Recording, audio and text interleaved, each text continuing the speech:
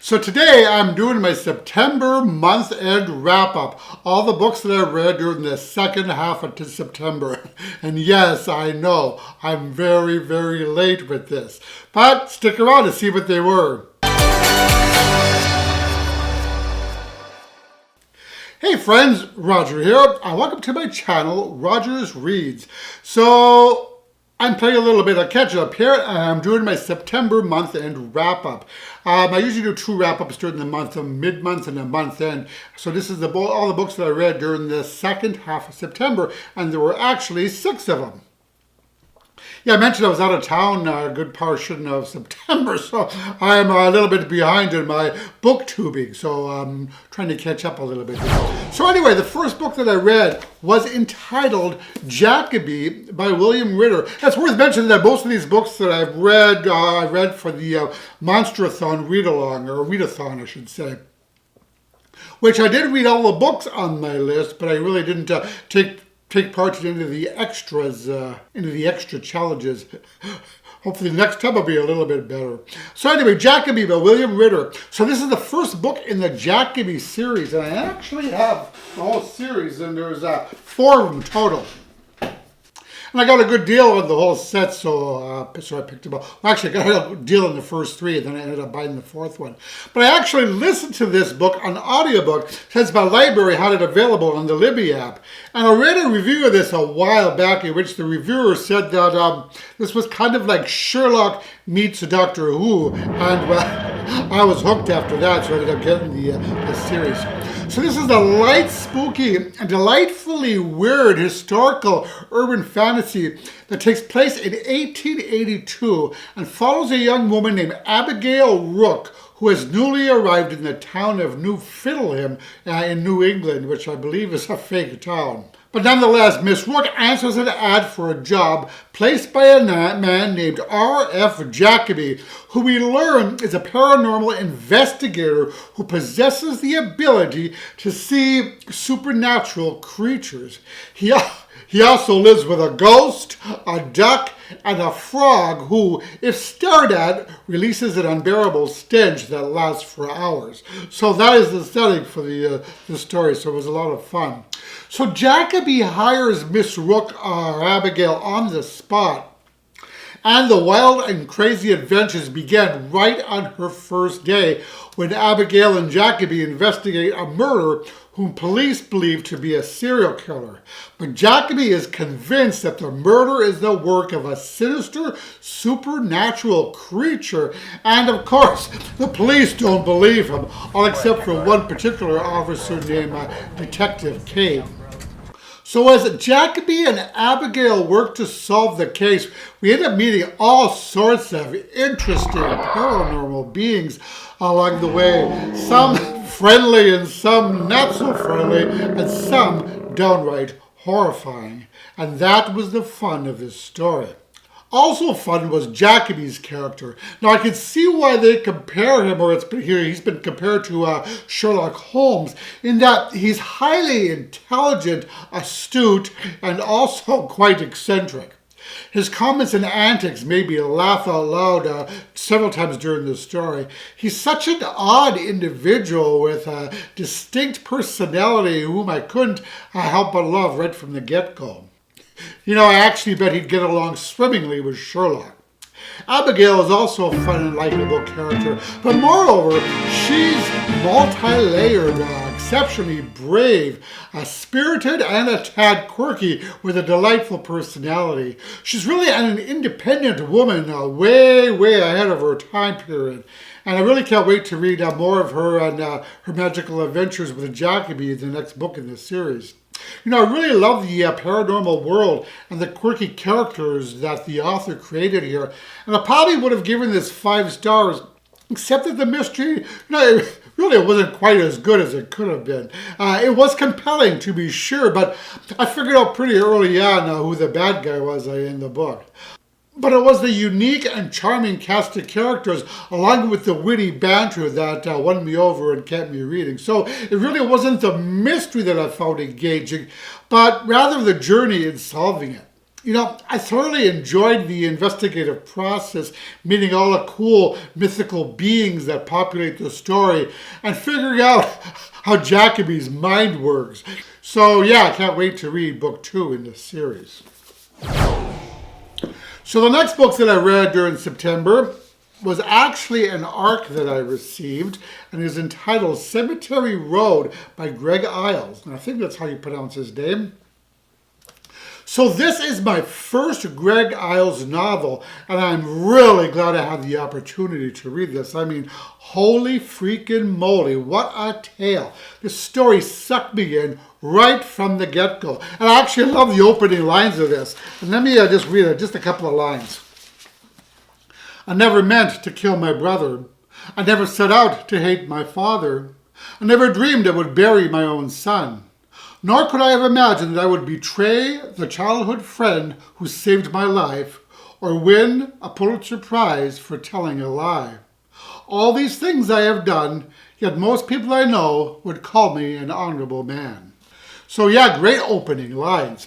So Cemetery Road. This follows Pulitzer Prize-winning journalist Marshall McEwen, a man with a somewhat dark and painful past, who recently returned to Bienville, Mississippi to take care of his ailing alcoholic father and provide support to his mother. And actually, the father is pretty much terminal.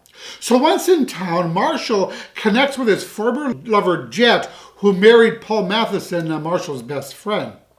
But when Buck Ferris, who has been pretty much a father/mentor figure to Marshall, when he's found dead, Marshall is convinced that it wasn't an accident and that foul play was involved. Moreover, he suspects that the Poker Club, which is a group of rich, powerful, corrupt, and ruthless men who pretty much run the town, Marshall is sure that they are somehow connected. Marshall suspects that Buck may have made a discovery that would have put the kibosh on the new paper mill that is close to opening in town, a deal that could bring billions of dollars to the towns and, of course, greatly enrich the Poker Club members. So Marshall and Jed end up joining forces to figure out what really happened to Buck Ferris and who was responsible. And in so doing, of course, they draw attention of the Poker Club, who doesn't hesitate for a minute to bully, intimidate, blackmail, and threaten anyone who stands in their way, especially once Marshall and Jet begin to unearth their dangerous secrets that could no doubt lead to more murder, especially once the Poker Club uncovers Marshall's own dark and mysterious secrets. So Cemetery Road, this is really a gritty story with many, many twists, as well as layers upon layers of deception, treachery, and corruption. And the surprises come fast and furious. The author really has a knack for making the reader care about the characters, probably because they're so well fleshed out and fascinating. I love how multidimensional they all were. They were also very much flawed, including Marshall, the main character. And as we quickly learn, nobody is what they appear on the surface. So the writing is evocative and atmospheric, which lent a richness to the story, as did the complexity of the plot that pretty much had me hypnotized from the onset. And though the plot is complex and the prose eloquent, it is not at all difficult to follow. So the author has spun here a genuinely creepy and unsettling crime and mystery tale full of dastardly characters and a setting where nobody can be trusted, and to find the characters and their motives utterly enticing. Now this is quite a lengthy novel, about 600 pages of pretty dense prose, but it's well worth the effort, in my opinion, because I feel that the story was phenomenal.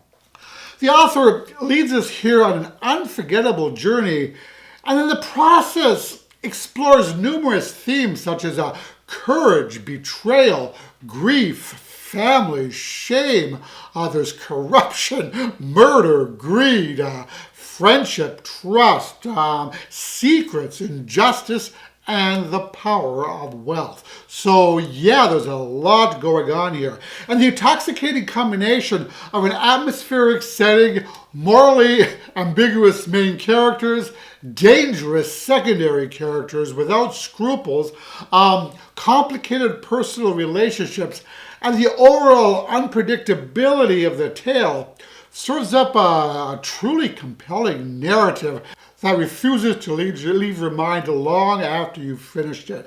And I read this, quite a few weeks ago, and I'm still thinking about it. So all in all, Cemetery Road was a diabolically clever saga of murder, corruption, and deception, and it was definitely a solid 5-star read for me. So the next book that I read during September was entitled Dark Matter by Blake Crouch. So I recently read and loved Recursion by Blake Crouch, so I immediately wanted to read some more of his other work, even though, science fiction really isn't my thing anymore. I mean, I was really into it when I was a kid, but as an adult, I really read very little science fiction. Though I will say the science fiction that I've read recently, I've really enjoyed. This one especially. So I heard some great things about Dark Matter, so I picked it up and I was not disappointed. Now what was fun was that I went into this almost completely blind, so I had no idea what was coming. So I guess this was published in 2016, so I'm a little bit late to the game, so it's been around a while, so I'm sure a lot of you have already read it. So this is more of a techno thriller that follows a university professor named Jason Dressen, who is married to the love of his life, Daniela, and they have a young son named Charlie. So one night, Jason is walking home from a bar after briefly joining a friend for a celebratory drink when a stranger wearing a mask and wielding a gun kidnaps him. Though, for the life of him, Jason cannot even begin to fathom the reason why. I mean, he's pretty much an uninteresting person as far as Jason is concerned. So the man leads him to a warehouse where he then injects Jason with some sort of drug, causing Jason to pass out. So when he awakes, he's in a lab strapped to a gurney, and there's a man, someone he's never seen before, who says to him, once he regains consciousness, "Welcome back." So Jason plays along, and at the first opportunity he escapes. Soon he learns that the world in which he's awoken is quite different from his world. For one thing, in this world he is not married, nor ever has been. He has no son, nor has ever had one. And he is not a university professor, but rather is an award-winning atomic physicist. So the question is, which one is actually his life? The one in which he finds himself now, or the one that he remembers? Jason also learns pretty quickly that there is someone hunting him down. So what we have here then is a gripping, action-packed, mind-bending thriller that has Jason trying to make sense out of what in the hell happened to him. I appreciate the fact that one didn't need a PhD in physics or mathematics to understand the concepts presented in the story. And though the author introduces some pretty complex scientific theories, such as quantum physics, string theory, and game theory, they are explained in terms that the average Joe, like myself, can easily comprehend. The story is also quite thought-provoking as it invites some serious contemplation about reality, family, about who we are versus who we want to be, about what matters most in our lives, about the choices we made, and about the roads not taken. So this novel really asks some pretty deep philosophical questions that made me sit back and think about my own life in the process and my own ideas about reality. So Dark Matter is a soupy, twisty, and zigzaggy book as Jason digs himself deeper and deeper. And the short paragraphs, averaging about 2 to 3 sentences each, really added to the feeling of ever-growing urgency and desperation that hung throughout the story. This is one of those books where unexpected twists and chilling revelations lurk around every corner, But I dare not say too much more because I don't want to risk spoilers. And if you haven't read this, I do recommend going into it without knowing very much about it. I will say, however, that the surprises are expertly executed at just the right time. And just when you think that you might have figured out the rest of it, everything changes. This is also a powerful and ingenious story in which the tension never lets up. So that being said, I found Dark Matter to be a deep, exhilarating, and thought-provoking journey with a relatable, heartwarming, and multifaceted protagonist. Now, this book really took my breath away. I mean, what a story. It's clever, mind-bending. It's a whirlwind of a book that I absolutely loved, and it ended up giving 5 stars. So the next book that I read during the month of September is City of Ghosts by Victoria Schwab. Yes, I know I've been talking about getting to this for a while, so I finally did. So I love ghost stories and I love Victoria Schwab. So reading this for Monsterathon was a perfect opportunity to get to this. So this is a middle grade ghost story that follows 12-year-old Cassidy Blake, who was dead, but only for a moment. As it turns out, she once nearly drowned to death, but was revived by the ghost of a boy named Jacob. Since then, she has had the ability to see beyond the veil. That is to say, to see ghosts. And the ghost Jacob, the one who revived her, has remained by her side as her best friend. So what's funny here is that her parents are ghost hunters who call themselves the inspectors, though neither of them can actually see spirits, and they are mostly unaware of their daughter's ability.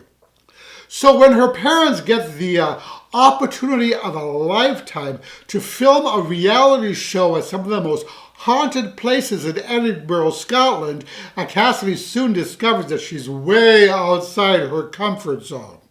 So in Scotland, she meets Lara, who also has the ability to see ghosts. And she informs Cassidy that it's their job, that is to say, those who can see spirits, it is their job to send all ghosts permanently beyond the veil. That is to say, to send them where they belong. So then the story turns kind of dark, and Cassidy's life is on the line when she encounters a particularly nasty and powerful ghost who has its sights set on Cassidy. That is to say, she wants Cassidy dead. So yeah, this was a super fun and atmospheric book, and I loved visiting haunted Scotland. I adored the world that the author created here, and there are plenty of spooky, ghostly scenes in the book that are scary, but yet not too scary for middle grade readers. Now, you know, I've read some reviews of this, and I've heard some adults comment that the story is a little bit too simplistic or predictable with underdeveloped characters. You know, I think it's important to keep in mind the age group for whom this was written. I mean, this is a book written for children, not for adults. So if you're reading it as adults, you need to approach it that way. Most middle grade novels don't have overly confusing and complex plotting with heart-in-your-throat plot twists. You know, with younger kids, you need to be careful that your stories aren't too frightening. So in this regard, I thought that the author succeeded nicely. The story is suspenseful, but not too scary. So that being said, I found the story entertaining and engaging and enjoyed Cass's and Jacob's characters a lot. I also enjoyed the irony of Cass's ghost hunter parents being completely oblivious to the fact that their daughter herself can see ghosts, and I found that aspect of it a lot of fun. Now, as for Cass, well, she turns out to be quite a brave and admirable character with a delightfully distinct voice. And though this is a middle grade story, there are still some serious themes in the book, such as death, given that we have ghosts, there's sadness, trust, friendship, and safety. I'll also say that one shouldn't be fooled by this book being aimed at younger readers, because there were plenty of creepy and scary scenes in the book, and lots of ghosts. Now, Jacob, Cassidy's ghost friend, was a fun sidekick, and I love the endearing friendship that developed between him and Cassidy. I actually hope that we get to more of his backstory in future books, as well as learn more about the mysterious and somewhat surly Lara.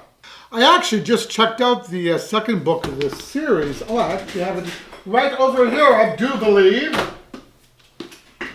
which is called Tunnel of Bones, which was just released as the second book in this series, which I hope to get to in this month, which is October. So all in all, City of Ghosts was an easy to read and entertaining novel that engaged me throughout, and I really ended up enjoying it. So the next book that I read in the month of September was entitled Happy For You, which is the third book in the Love and Family series by Anita Sunday. But all of the books can be read as standalones. I actually read this in ebook format. It was an ARC that was given to me. I did exchange for reviews, so I'll put the cover up there. So the story follows Mort, who, for reasons unknown, left town a year ago with no explanation at all to his de facto family, the Rochesters. He simply left town without a word, though we do find out pretty early on his reason for leaving. So now he's back and he's attempting to repair his relationship with each of the family members and win them back, especially Felix, to whom Mort is very much attracted. There's also the issue of Felix's brother, Roch, R-O-C-H, I think that's how you pronounce it. Could be Roch for Rochester. We'll say Roch. Okay, so Felix's brother, Roch, who was Mort's best friend before Mort left, and whose relationship with Mort is now especially rocky. Now, to complicate matters, Felix has been in love with Mort for years, and Mort has been in love with Roch. But now his feelings are for Felix. Did you follow that? So that being said, Happy For You is kind of a falling in love with your best friend's little brother trope, which is a trope that I especially enjoy. The author executed it to perfection here. Of course, this trope has a little extra twist to it of being formally in love with said best friend. So this book I felt was quite a bit different than the author's other books. So in this story, rather than feelings slowly developing between the characters, the romantic feelings are already there. So there wasn't that super slow buildup that we see in the author's other novels. There was the issue, however, of Felix allowing himself to trust his heart to Mort, which took quite a bit of time and care on Mort's part. So regardless, I still enjoyed the deep connection between the two characters, and I ended up rooting for them to get together. I thought that they had a terrific chemistry, and both of them knew what they wanted. It just took some time for them to get there, and they had to break down some walls in the process. So what I really loved about this story is that it wasn't merely a boy likes boy romance, but rather, Happy For You is quite a complex story with a plethora of themes such as acceptance, family, friendship, redemption, betrayal, trust, depression, and forgiveness. I really loved how the author peeled back the layers of the story bit by bit as the puzzle pieces from the past slowly came to fit together. Now, my only niggle with the book was Felix's mom. Now, she plays an essential part of the plot and is a super important character. And that being said, I felt that her character was mostly underdeveloped. I wanted to know a lot more about her depression, her surgery, and especially her relationship with those around her. But all in all, it was a pleasure reading this novel, and I was so hooked that I read the entire thing in one go. It's such a sweet story, and the book hit me in all the right places, and I loved all the dorky, funny, and quirky characters, all of whom had an enormous heart. This is a lovely story with plenty of heart, humor, family, and chemistry that leaves you happy for all of the characters at the end. And as I mentioned, this was an ARC Advanced Reader copy that I received in exchange for an honest review. Now, the last book that I read during the month of September was entitled My Pathetic Vampire Life, written by Rose Ishikawa. And I read this as part of the Monstrathon Readathon as well. So this is a manga, and the story follows a high school student and vampire named Code Manzaku. Now Code became a vampire at the age of 16 and has had to repeat his junior year of high school 133 times. Because according to the law, any vampire children must remain in school at their age-appropriate grade. Otherwise, they'll be hunted down by the government and by the government's contractor partner, the Van Helsing organization. So Coyd really has no choice. So given that he was 16 years old when he became a vampire, he has to repeat that grade in high school over and over again. Now everybody knows that he's a vampire and they seem pretty cool about it, but he's not very popular at all, given that he's really lethargic and surly during the day and often faints when he gets caught in the sun. And so it's been for the past 133 years. But this year, his 134th year of high school, he winds up with some actual friends, and he begins to hope that this year might be different, that the tide might be beginning to turn. So I really like the premise of this story. The execution, however, didn't really pan out for me. I thought that the story was extremely repetitive, and I just had a hard time engaging with it.